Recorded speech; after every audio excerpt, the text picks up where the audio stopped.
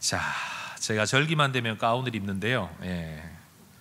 가운을 입으면 뭔가 좀 마음이 달라지는 것 같습니다. 여러분들도 가운 입고 앉아서 예배드려도 좋을 것 같은데, 어제 말씀을 나눌 때 오늘 추수감사절이기는 한데, 추수감사절이 되면 늘 감사라는 주제를 가지고 설교를 했었는데, 저희가 지난 2주 동안 특별히 초청 집회로 모셨던 분들이 이 주일 오전 예배를 출석하실 수도 있고, 또 추수감사의 진정한 감사의 의미를 좀 다른 관점에서 찾아보고자 오늘 누가복음 15장의 말씀으로 여러분과 함께 나눠보기로 하겠습니다. 자, 설교를 시작하면서 영상을 하나 보내드릴 텐데 딱 90초짜리 영상입니다. 영상을 보실 때에 영상에서 시키는 대로 한번 집중해서 이 과제가 있거든요. 한번 풀어보시기를 바랍니다. 영상 보겠습니다. 여러분들은 이제 짧은 동영상 하나를 보실 겁니다. 동영상에 등장하는 여성 가운데 흰옷을 입은 여성들이 공을 몇 번 패스하는지를 맞춰보세요.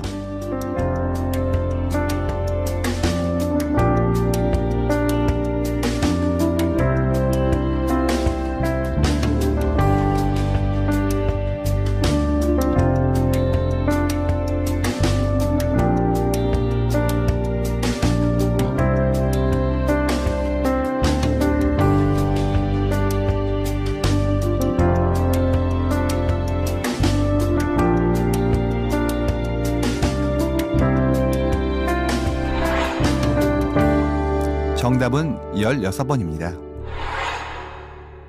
그런데 혹시 고릴라 보셨나요?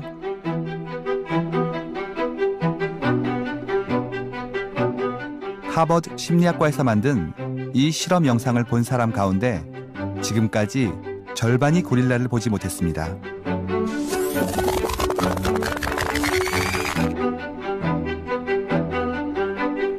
고릴라를 보셨다면 여성 한 명이 밖으로 나가고 커튼 색깔이 바뀐 건 어떤가요? 보셨나요? 자, 고릴라 보신 분, 16번을 맞추신 분,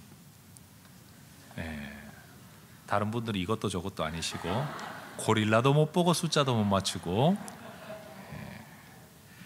이 영상의 원 아이디어는 하버드 대학의 교수님들, 인지 심리학을 연구하는 교수들 중에 크리스토퍼 차브리스라는 분과 데니얼 사이먼스라는 분이 사람들의 어떤 이 심리학적인 현상을 연구하기 위해 만든 실험 영상이라고 합니다. 그들의 연구 주제가 그거였어요. 선택적 지각. 사람들은 뭔가를 볼 때에 모든 것들을 다 보는 게 아니고 자기가 보고자 하는 것을 보는 성향이 있다는 거죠. 이 선택적 지각에 반대되는 또 다른 현상이 무주의 맹시라는 겁니다. 주의를 기울이지 않았기 때문에 보지 못하는 blindness. 그러니까 주의를 기울이지 않아서 못 보는 것, 무주의 맹시. 우리나라 한자는 참 어려워요, 그렇죠? 어쨌든 선택적으로 볼 거냐, 아니면 주의를 기울이지 않아서 못 보느냐, 이런 것들을 실험하기 위해서 만든 실험이라고 합니다. 인종, 성별, 직종, 계층에 상관없이 50% 이상의 사람들이 이 영상에 등장하는 고릴라를 보지 못했다고 합니다. 그런데 여러분, 이 실험을 많이 거듭해서 부차적인 또 다른 실험을 했을 때에, 실험의 횟수를 더해갔을 때에 나타난 결과는 어떤 조직에서 고위직에 있는 사람일수록, 또 사회적인 지위가 높을수록, 또는 자기가 하고 있는 일이 잘 될수록, 장사를 하는 사람이라면 장사가 잘 되고 있는 사람일수록, 또 나이가 들수록 고릴라를 못 보는 경향이 높다고 합니다. 왜 그럴까요? 어떤 성공적인 위치에 있는 사람들일수록 상대적으로 집중력이 뛰어나고, 집중력이 뛰어나기 때문에도 그럴 수 있지만 자기가 어떤 결과와 선택을 통해 성공적인 삶을 살아가는 사람들은 자기가 보는 것이 옳다라고 느끼거나, 아니면 보고 싶은 것만 보려고 하는 성향이 상대적으로 강하다고 합니다. 여러분 혹시 고릴라를 못 보신 분들은 여러분의 사회적 지위가 높아서 그럴 수도 있는 거고, 여러분의 집중력이 뛰어나서 그럴 수도 있는 거니까 너무 상심하지 마시기 바랍니다. 여러분, 세상에는 분명히 존재하고 있는데 우리가 우리 생각에 빠져서 보지 못하는 것들이 참 많습니다. 분명히 이 세상에는 존재하고 있는데 내가 보고 싶지 않아서, 듣고 싶지 않아서 못 보고 못 듣는 일들이 있을 수가 있습니다. 운전을 하는 사람들은 이런 때가 있습니다. 늘 다니는 길이었어요. 그런데 어느 날 걸어서 그 길을 지나갈 때, 때로는 버스를 타고 그 길을 지나갈 때 이런 게 여기 있었나? 이게 언제부터 이렇게 되었었지? 싶은 그런 일들을 만날 때가 있죠. 운전을 할 때는 집중을 해야 되니까 늘 차선과 신호등, 앞차와 뒤차는 못 보죠. 앞차만 바라보면서 운전을 하다가 어느 한날 운전에 집중하지 않는 자유로운 마음을 가지고 그 길을 지날 때에 이 건물 언제 생겼지? 벌써 몇 년이 되었음에도 불구하고 처음 발견하는 것과 같은 그런 때가 있다는 겁니다. 여러분, 올 가을에 여러분 단풍을 좀 구경하고 즐기셨습니까? 일에 집중하다가 보면 계절의 변화를 잘 못 느낍니다.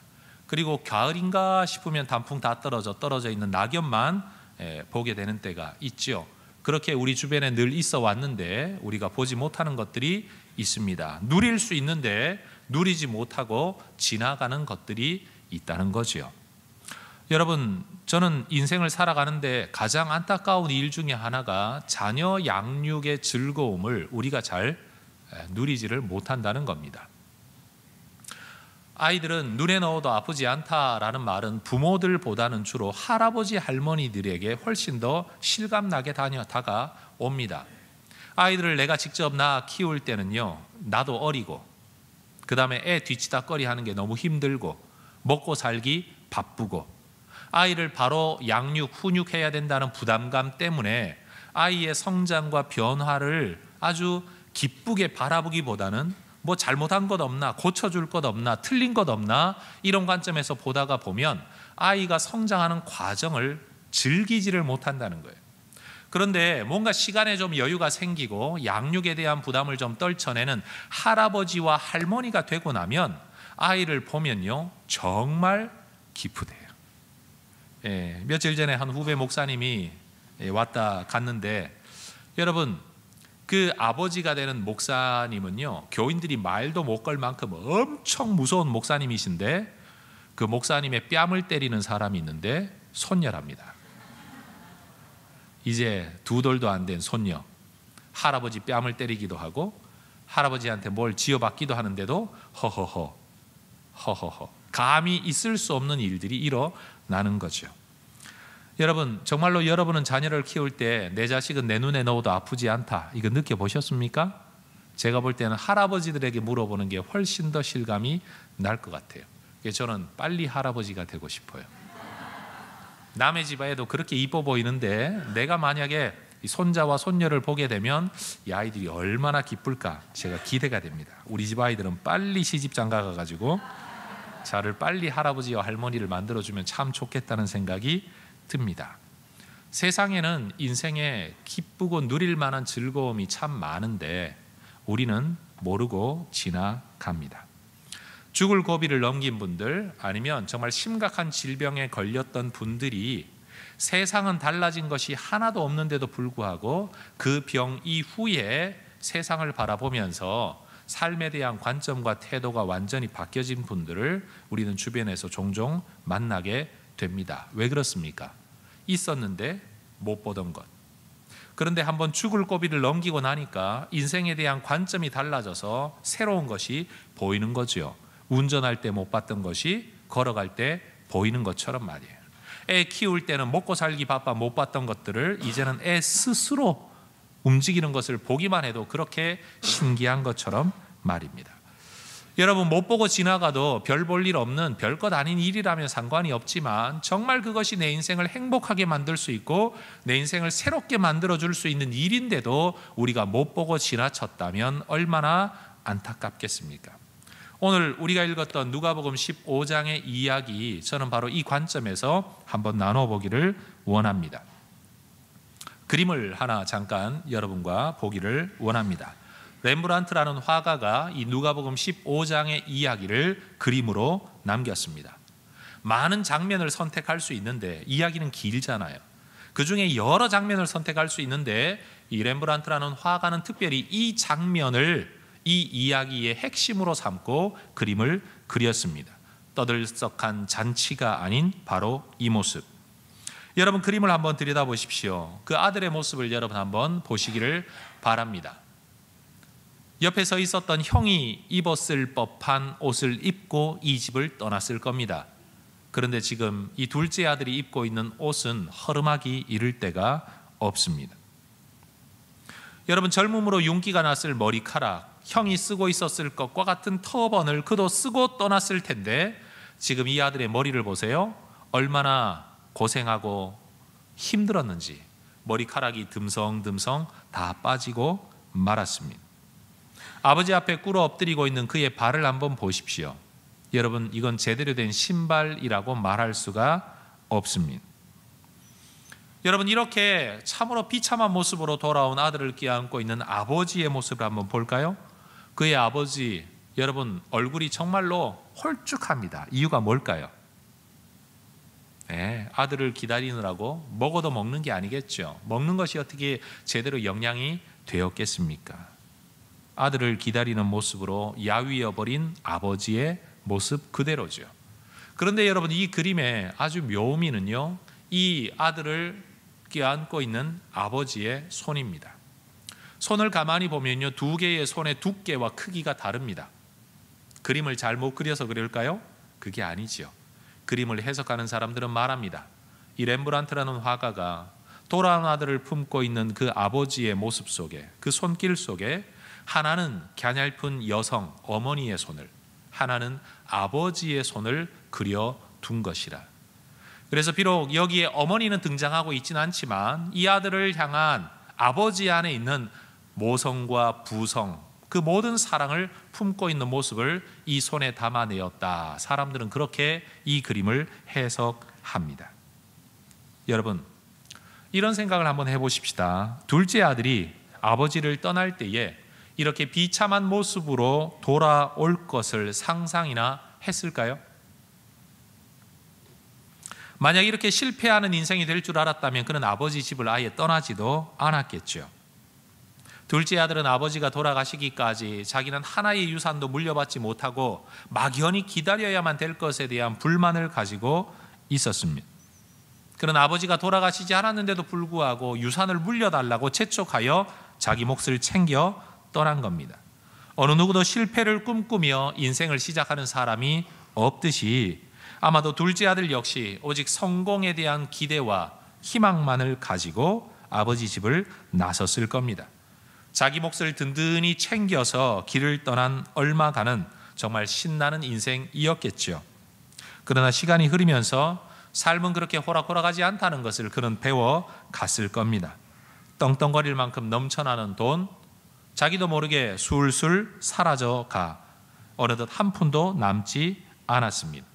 돈 있을 때는 주변에 넘쳐났던 사람들이 돈 떨어지고 나자 이제는 아무도 자기 주변에 남지 않습니다.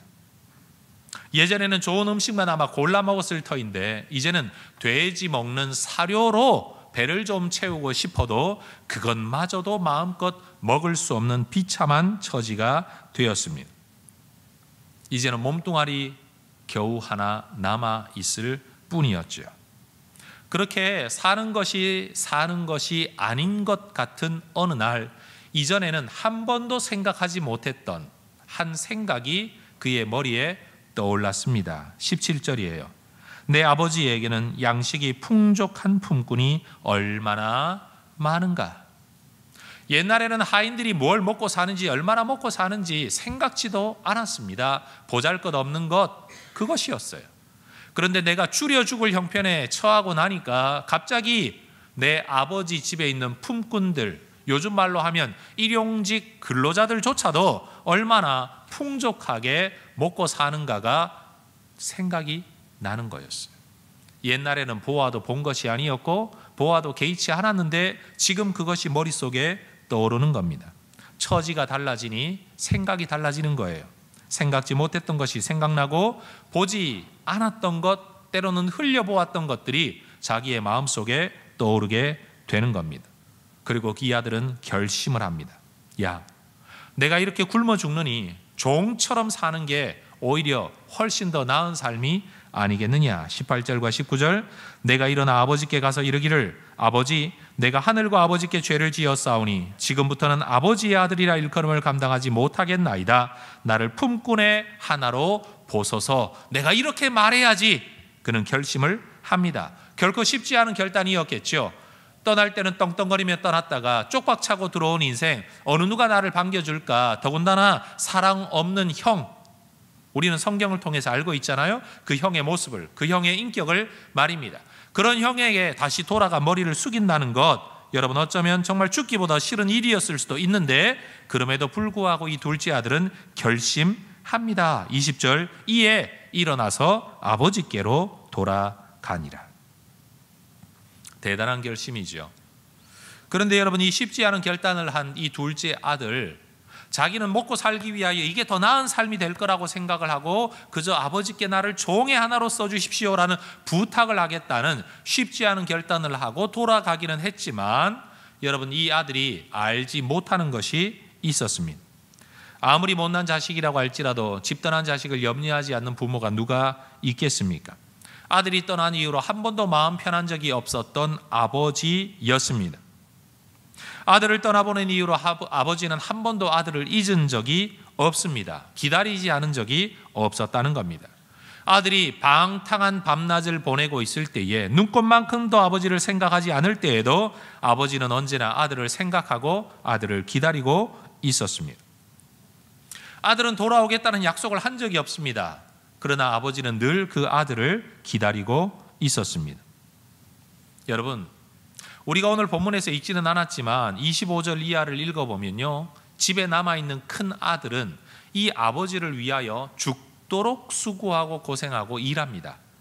그리고 매번 풍성한 추수를 거두어 드립니다. 곡간을 채웁니다. 그런데 큰 아들의 수고를 통하여 아무리 풍성한 수확을 거둔다고 할지라도 이것이 아버지의 마음에 기쁨과 만족이 되지를 않았습니다. 마음이 비어 있으니 이 마음이 채워지기 전까지는 곡간이 채워지는 게 기쁨이 되지 않았다는 거지요. 여러분, 마음이 채워지지 않았는데 그럴싸한 옷을 하나 걸친다고 해서 여러분 그것이 마음이 채워지겠습니까?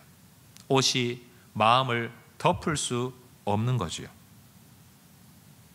아들은 아버지에게 근심하며 돌아옵니다. 왜 근심했을까요? 나를 과연 받아주실까? 받아주실까?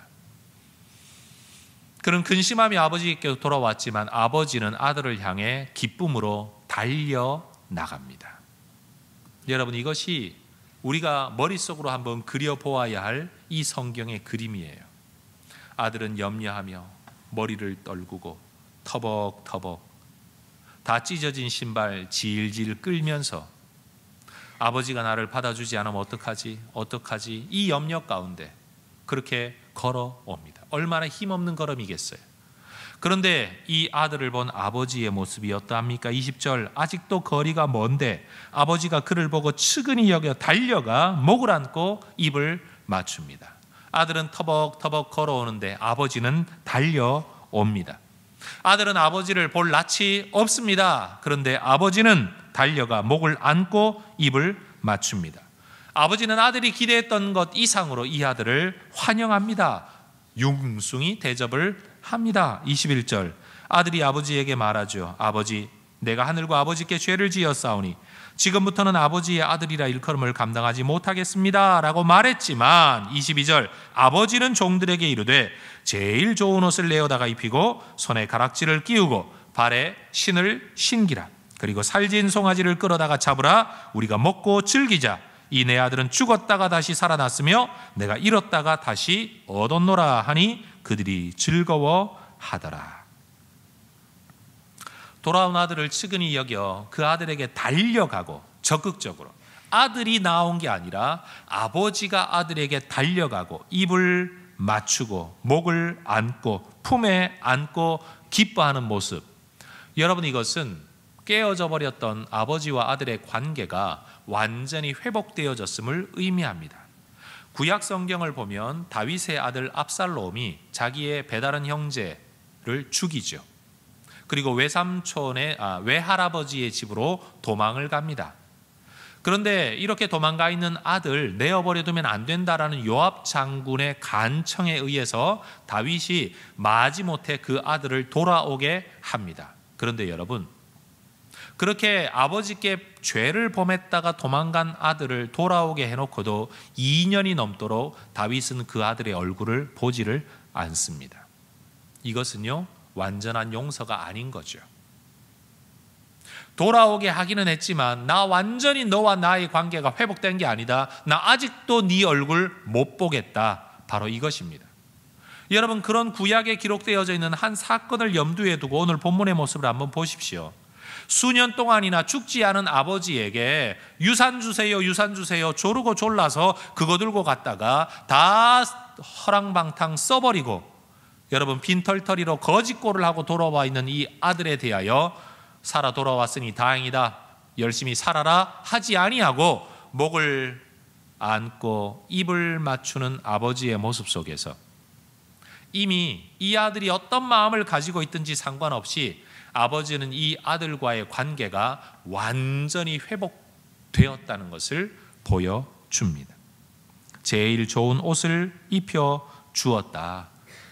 종이 아니라 아들의 권세를 회복시켜 준 것이죠. 반지를 끼워 주어라. 반지는요, 그냥 꾸미기 위한 반지가 아니에요. 여러분, 이 성경 시대의 반지는요, 어떤 결재권, 마지막 도장을 찍을 때 자기 반지로 도장을 찍었기 때문에 이건 권세 있는 결정권자가 되었다는 것을 의미하는 거죠. 장신구 하나 더 달아주라는 뜻이 절대 아니라는 겁니다. 신발을 신겨 주었다는 것은 그가 자기 스스로 어디든지 자기 권한으로 움직이고 걸어갈 수 있는 자유인임을 보여주는 것입니다. 사람들과 더불어 잔치합니다. 그러니 떠났던 자식 돌아와서 쉬쉬 하면서 야, 다른 사람 부끄러우니까 그냥 사람들한테는 말하지 마라가 아니라 온 동네방네 떠들썩하게 잔치하는 것은 이 사람이 우리 집으로 돌아온 아들일 뿐만 아니라 온 세계 사람들에게 이 아들이 다시 원래 자리로 회복되어졌음을 공언하는 사회적 선포의 의미를 가지고 있다는 거죠.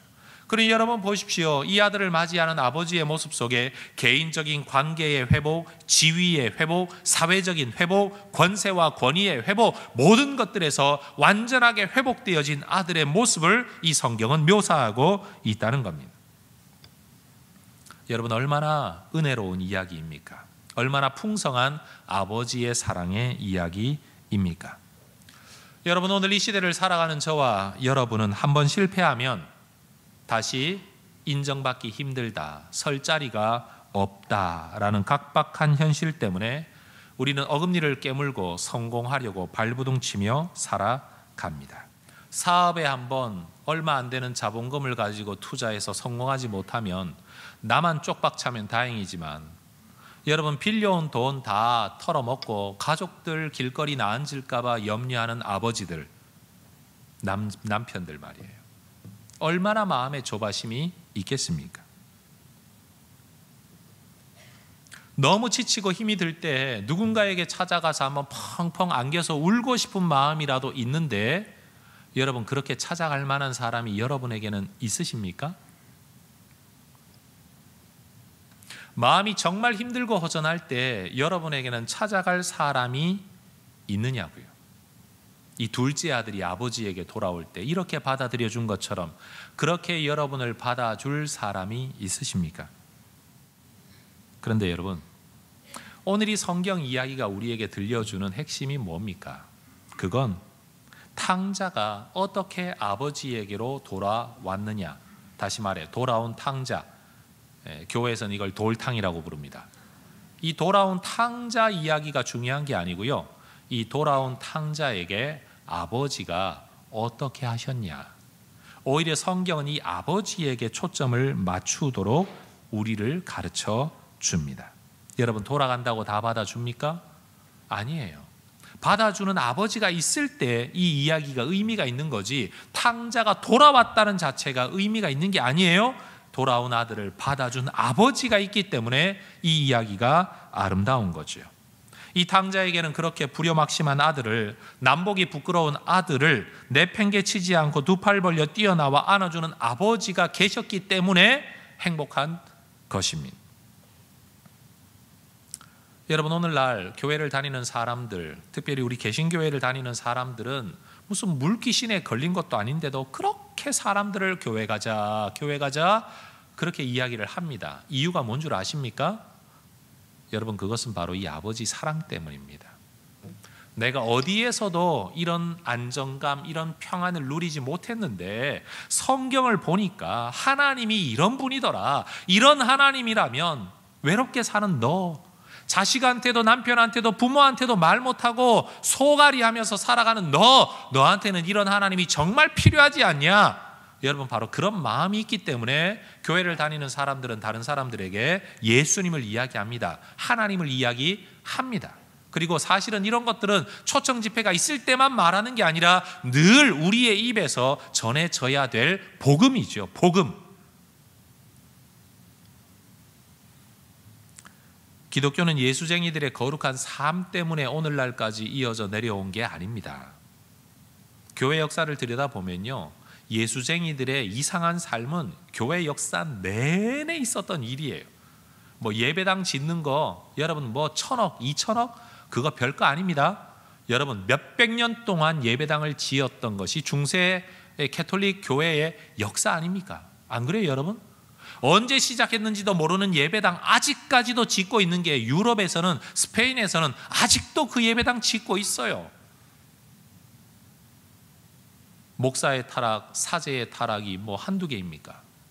교회 역사를 연구해 보면 고아원의 시작은 수녀원에서 시작됐다는 거 아십니까? 어려운 사람들을 품기 위한 고아원일 수도 있지만요, 사실은 수녀들을 통해 태어나는 사생아들을 기르기 위해서 세상 바깥에 내보내지 않고 그 문제를 조용히 덮기 위해서 만들어진 제도가 고아원 제도입니다. 알 수 없는 거예요. 인간사 속에 존재하는 이 죄악스러운 모습들은요, 우리가 이루 말할 수 없을 만큼 비참한 거예요. 그런데 우리가 믿고 의지하는 바는 뭡니까? 교회도 아니고 목사도 아니고 그리스도인도 아니고 기독교라는 제도도 아니고요, 바로 이 하나님의 사랑입니다. 미국의 대재벌이었던 록펠러라는 사람 이야기가 있습니다. 어느 날 장성한 아들과 함께 여행을 하게 되었습니다. 한 호텔에 묵게 되었어요. 한국 같으면 아버지와 아들이 한 방에 들어가겠지만 서양 사람들은 관점이 좀 다르잖아요. 이 아들이 아주 최고급 호텔방에 투숙을 했습니다. 그런데 대재벌이었던 록펠러는 그 호텔의 가장 싼 방에 투숙을 하겠다는 거예요. 호텔의 직원이 궁금해서 물었습니다. 왜 당신 아들은 이렇게 비싼 방에 투숙하는데 진짜 재벌인 당신은 이렇게 싼 방에 투숙을 하십니까? 록펠러가 이렇게 대답을 했다고 합니다. 내 아들에게는 이 비싼 호텔비를 물어줄 아버지가 있지만 나에게는 그런 아버지가 없지 않습니까? 서양 사람들의 조크죠. 웃으면서 하는 이야기인데 그 안에 뼈가 있죠. 일리가 있지 않습니까? 이 아들이 뭘 하든지 나는 책임을 져주겠다라고, 나는 부양자로, 책임자로 그의 인생을 내가 받아줄 준비가 되어 있지만 내 인생은 어느 누구도 그렇게 받아주지 않는다. 나는 근검절약하며 살겠다. 그러고는 그 돈을 가지고 누굴 위해 쓰죠? 자식을 위해 쓰는 거예요. 그건 서양이나 동양이나 다를 바가 없다는 겁니다. 여러분, 이 비싼 호텔비를 물어줄 아버지가 여러분에게는 있으십니까? 한번 옆에 분에게 한번 질문해 보십시다. 이런 아버지가 당신에게는 있습니까? 저는 오늘 여러분에게 그 아버지를 소개해 드리기를 원합니다. 바로 하나님 아버지이십니다. 여러분이 어떤 문제를 가지고 있든지요, 얼마나 잘못을 하고 돌탕이 되었든지, 심지어 돌아온 탕자도 아니고 아직도 떠난 탕자라 떠탕이 되었든지 우리 하나님께서 여러분을 받아 주신다는 겁니다. 교회를 다니다가 무슨 문제, 어떤 이유 때문에 교회를 떠났든지 돌아오면 발벗고 뛰어나와 껴안고 목을 안고 입을 맞춰주는 아버지가 계시다는 겁니다. 그런 분이 계시다는 것조차 모르고 살았는데도 불구하고 지금이라도 돌아와 아버지 되어 주시겠습니까? 라고 말하면 나는 언제부터인가 나는 너의 아버지였었다. 나는 언제나 너를 기다리고 있었다라고 우리 하나님이 말씀해 주신다는 겁니다. 여러분, 이런 아버지 모시고 살만하지 않습니까? 만약 우리가 우리 하나님을 아버지로 모시기만 한다면 하나님은 우리를 분명히 이 아들처럼 받아 주실 겁니다. 로마서 8장 32절은 이런 구절이 있습니다. 자기 아들을 아끼지 아니하시고 우리 모든 사람을 위하여 내주시니가 어찌 그 아들과 함께 모든 것을 우리에게 주시지 아니하겠느냐. 아들까지 내어주시니가 뭘 못 주시겠느냐. 오늘 추수감사주일입니다. 추수감사주일이 되면 우리의 머릿속에 아주 전형적인 감사 제목이 있죠. 올 한 해도 살게 하시고 소출을 얻게 하신 하나님, 하나님의 은혜로 우리는 여기까지 왔습니다. 감사합니다. 그래서 우리는 하나님께서 우리의 삶의 근거를 마련해 주신 것에 대해서 감사를 합니다. 수확하고 추수한 일의 결과 때문에 우리는 하나님께 감사하고 예배합니다. 그러나 여러분, 우리 하나님이 기뻐하시는 것은 우리가 수확한 것을 가지고 하나님 앞에 예배할 때 이 수확의 결과를 인해 하나님이 기뻐하시는 게 아니라 우리가 하나님께 나아왔다는 그 자체 때문에 우리 하나님은 기뻐하십니다. 우리는 이 일 때문에 만족합니다. 이 일 때문에 기뻐합니다. 일의 결과가 있을 때 우리는 기뻐하고 예배합니다. 그러나 하나님은 우리가 일을 망치더라도, 수확이 없을지라도, 소출이 없을지라도 여전히 하나님은 우리의 아버지가 되신다는 거죠.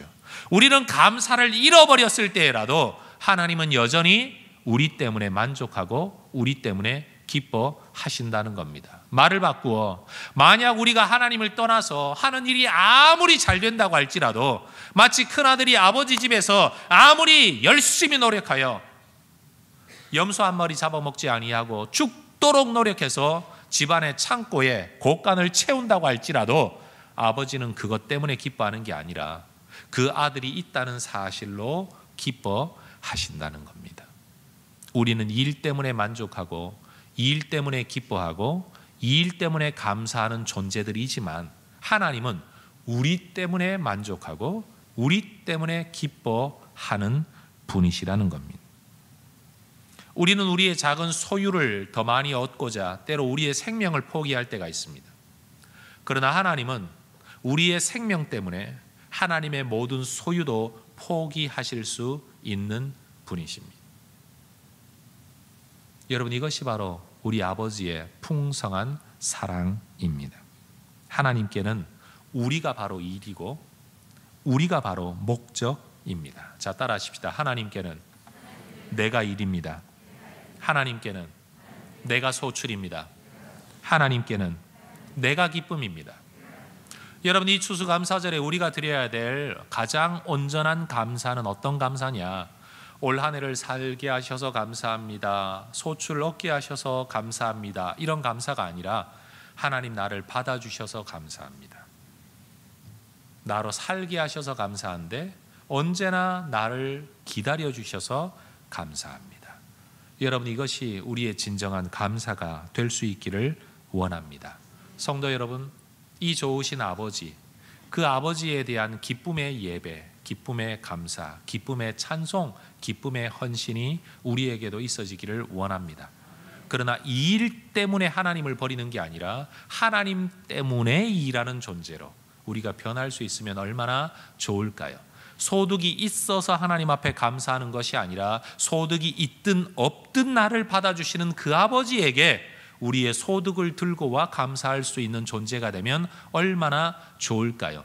계획하는 것이 이루어져서 감사하는 것이 아니라 계획하는 것이 이루어지든 이루어지지 아니하든 우리를 지키시고 돌보시는 그 아버지 때문에 감사할 수 있으면 얼마나 좋을까요? 이 좋은 아버지, 여러분, 세상에는 나를 받아줄 데 없더라도 여러분 이 아버지께 나아오시기를 축복합니다. 때때로 교회에 앉아 있다가 보면 답답할 때가 있어요. 여러분에게는 교회가 예배당이죠. 예배 드리는 곳이죠. 저에게는요, 일하는 곳이에요. 이해가 되십니까? 교회에 있으면요, 모든 게 저의 일거리예요. 때때로는 이 교회를 좀 벗어나고 싶을 때가 있어요. 근데 여러분, 교회를 벗어나 집에 있든지 어디 있든지 또 마음이 별로 편치를 않아요. 때로 집에서 이렇게 말합니다. 아내한테, 답답한데 어디 좀 가서 바람을 쐬야 되겠다. 갈 데나 있어요? 물어요? 어딘지 가야지. 그리고 차를 끌고 나가면요, 대학로 한 바퀴 삥 돌고 결국은 교회 와 있어요. 그러면 분명히 내가 아내한테 말하지 않았거든요. 근데 아내가 문자를 보내요. 당신 지금 교회에 있지. 알아요. 갈 데가 없다는 걸. 그런데 여러분, 갈 데가 없어서 교회에 와 있는 게 아니라 사실은 교회만큼 또 편한 데가 없는 거죠. 어디를 간들 기도, 어디를 간들 책을 읽든, 어디를 간들 가장 내가 있어야 할 자리. 그렇다고 내가 뭐 술집에 앉아 있겠습니까? 어디가 앉아 있겠습니까? 내가 어디에 앉아 있는다고 한들 모든 사람이 마땅히 있어야 될 자리에 있다고 말해 주겠습니까? 결국 목사는 갈 데가 교회밖에 없어요. 그런데 여러분, 갈 데가 없어서 여기 오는 게 아니라 우리 성도 여러분 모두가 어디를 가본들 이보다 좋은 데가 없어서 하나님의 품으로 여러분 돌아오시기를 축복합니다. 물론 몸뚱아리가 교회당 나오라 제가 이 말하는 게 아닙니다. 우리의 마음이, 우리의 영혼이 언제나 하나님과 함께 동행하는 이 인생 걸음 되시기를 축복합니다. 왜요? 그렇게 안 하면 죽으니까요? 그렇게 안 하면 지옥에 가니까요? 아니요. 이렇게 좋으신 하나님이신데 우리의 속마음, 우리의 삶을 얼마든지 털어내면 받아주시는 하나님이신데 왜 이 하나님을 멀리 하겠냐는 거죠. 여러분, 종교적 의무감 때문에 예배하고 감사하고 신앙생활하는 것이 아니라 너무 좋으신 아버지이시기 때문에 여러분, 이 하나님을 예배하고 이 하나님께 나아가는 저와 여러분이 되기를 소망합니다. 기도하겠습니다.